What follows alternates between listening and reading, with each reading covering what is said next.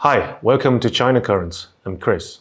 The biggest story in China this past week is about a joke that costed $2 million. Xiaoguo Culture, one of China's leading comedy show companies, has been fined $2 million after one of its comedians drew a parallel between stray dogs and China's People's Liberation Army at a stand-up show in Beijing last week. The comedian Li Haoshi, known by the stage name House, told a joke during his show about two stray dogs chasing a squirrel. He said the ferociously determined canines reminded him of a phrase well-disciplined, capable of winning, but that is a military slogan known to be associated with China's People's Liberation Army. A member of the audience later described the scene in a post on the internet questioning the comedian's inappropriate analogy. The post sparked widespread criticism for Li. On Weibo, hashtag related to the incident was viewed more than 2 billion times.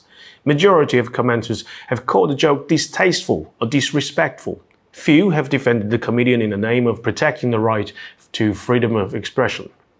More Chinese have feelings of gratitude and confidence when it comes to their armed forces, partly due to the numerous and complex roles the military plays in the country. In China, the military is known for consistently taking a frontline role in the event of a crisis.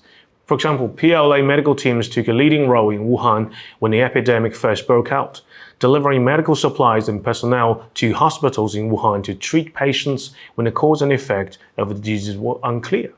The PLA was also the first to come to rescue in an earthquake that shattered a small city in Sichuan province in 2008.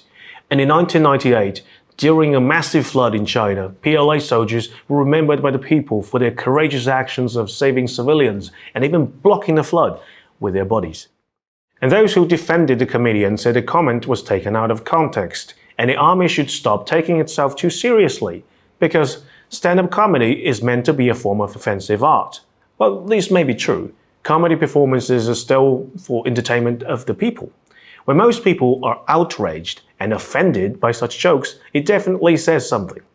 Following the controversy, Mr. Li was then suspended indefinitely for future performances by his company. And next up we have NATO.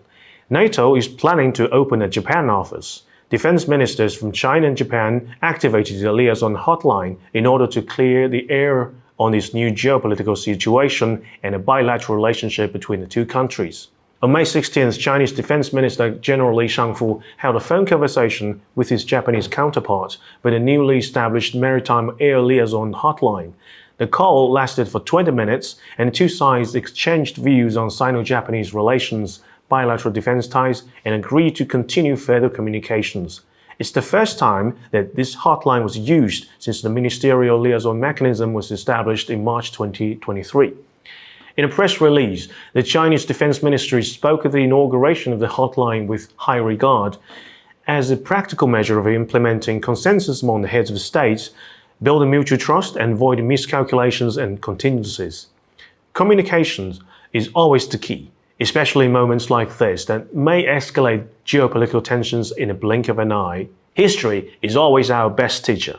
Cuban Missile Crisis almost dragged the entire planet into apocalypse just because Americans and Soviets weren't talking to each other and trapped themselves in the prisoner's dilemma.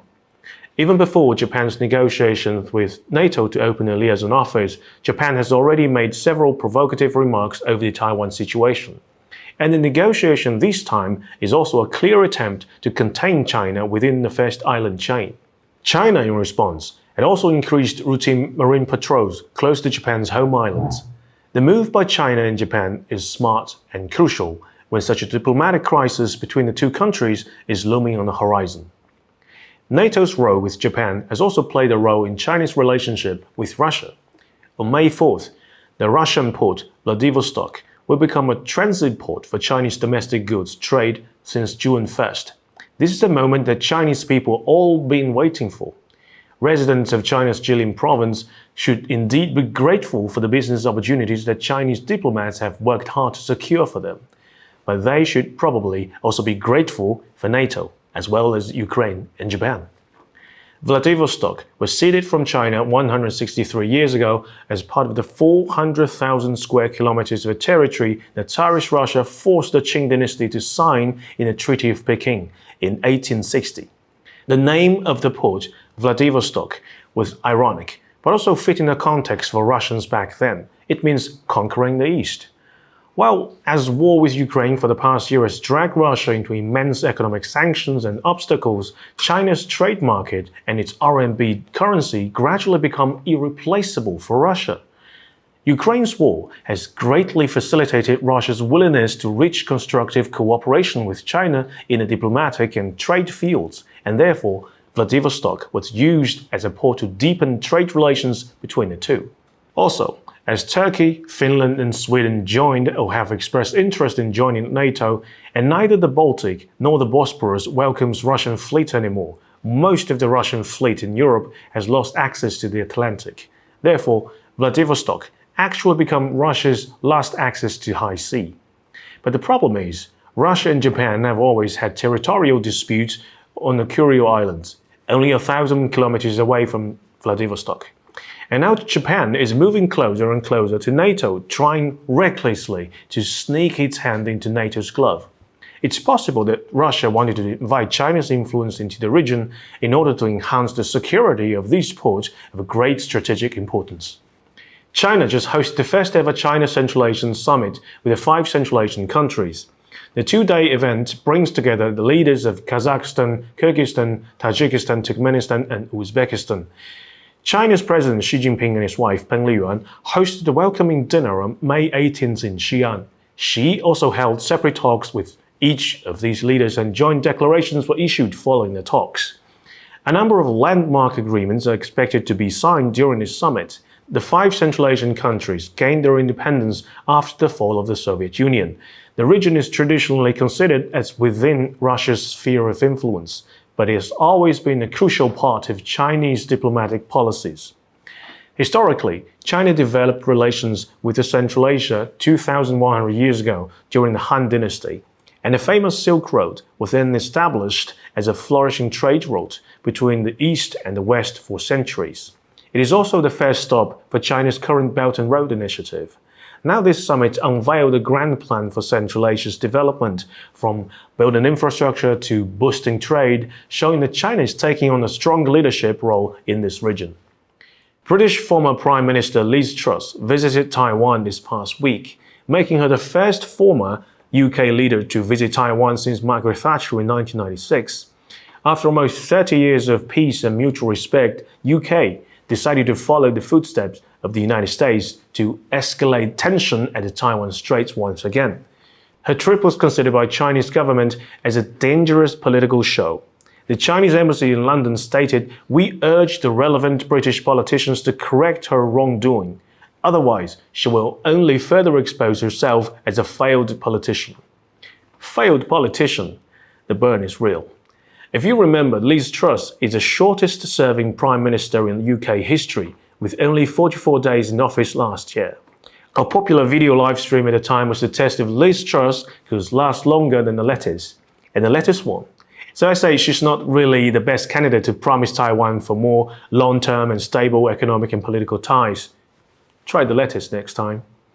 China's Minister of Foreign Affairs Qin Gang stressed China's opposition to new Cold War rhetorics while meeting his counterpart in Germany. This is a response to German Foreign Minister's warning that China's neutral stance on Ukraine war amounts to supporting Russia.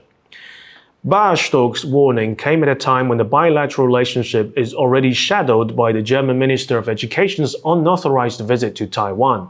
The scheduled visit of the German Minister of the Treasury on May 10th was cancelled by China in response to this provocation.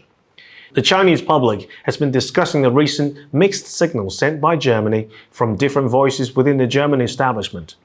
Compared to German Foreign Minister's recent statements, German Chancellor Olaf Scholz showed a relatively more cooperative attitude by traveling to China in 2022 as the first European leader to visit China after it relieved its COVID policy. Chinese netizens are speculating whether these mixed signals reflect divergent interest groups, or whether it's just a show put on by Germany to give itself more space for maneuver. Another concern by Chinese is the looming punitive action the EU might take against Chinese companies.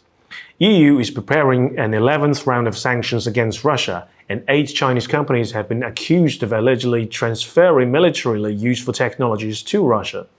Qin Gang said China will take reciprocal actions if needed.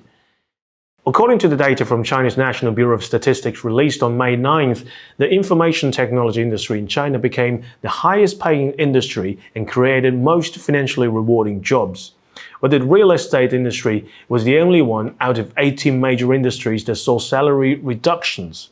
The average annual salary of employees in China's urban non-private sector stood at 114,000 yuan, roughly $16,000.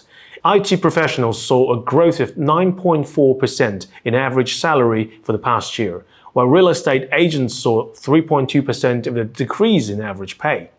Salaries were highest in country's eastern regions and lowest in its northeastern regions. It seems that the birth of ChatGPT and artificial intelligence have not affected the employment of those who created them. If you want to come to work and live in China, now you know which sector is the one. Well, thank you for watching this episode of China Currents. If you have any thoughts and comments on our show, please contact us at the email address below. I'm Chris. Looking forward to hearing from you.